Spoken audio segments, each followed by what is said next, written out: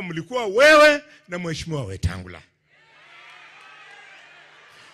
Hii ndio nafasi. Nataka ndugu yangu Mheshimiwa Wetangula, utuambie Waluya mlipokuwa na Jirongo mlisema nini, mlikuwa mnapanga nini?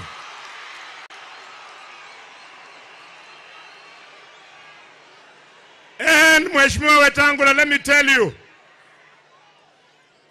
kabla President Ruto aniwachishe kazi, ofisi yako iko on first floor kwa bunge, yangu iko first floor.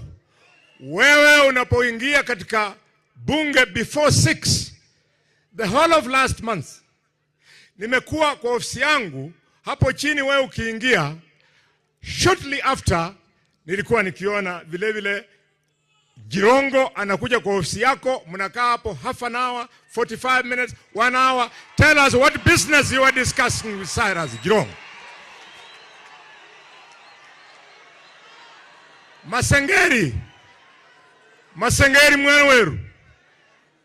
There is something in crime called motive.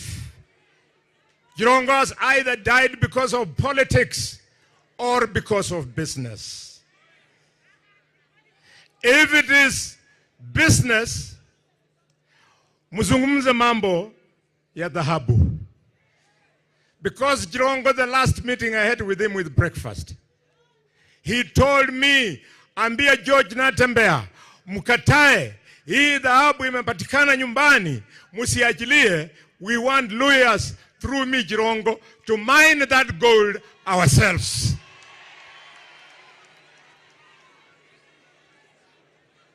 Wewe, Muluya wewe, unafikiri gold ikipatikana Katundu, nyumbani ya Mheshimiwa Uhuru Kenyatta, ama ipatikane Sugoi, mahali ya President William Ruto, wewe naweza kwenda kuchezea huko?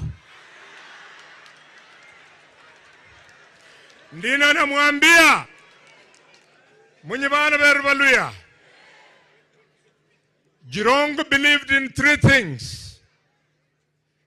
He believed in his family, he believed in the Luhya nation, and he believed in a prosperous Kenya. Wote ambao mko hapa mmedhihirisha kwamba you respected Mheshimiwa Jirongo's love for his big family. Thank you.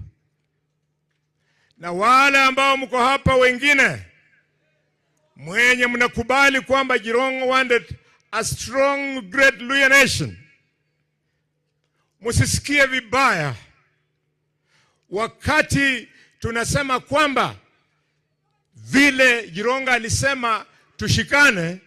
Kama wewe unasikia uchungu, wewe ndio umekuwa ukifaidika wakati jamii yetu inakawanika. You know, I get very surprised. Mimi ndio nilileta William Ruto in the Luhya nation. Alafu tulikaa na Ruto. Ruto aliniambia we help him awe rais. He never told me that tumsaidie awe rais, alafu 2027 tumsaidie tena, alafu afike 2030. He never told me. If Ruto wants the Luhyas to support him in 2027, he will come afresh on fresh terms. And that is not disrespect. Sahi anatengeneza fresh terms with the great Luo community.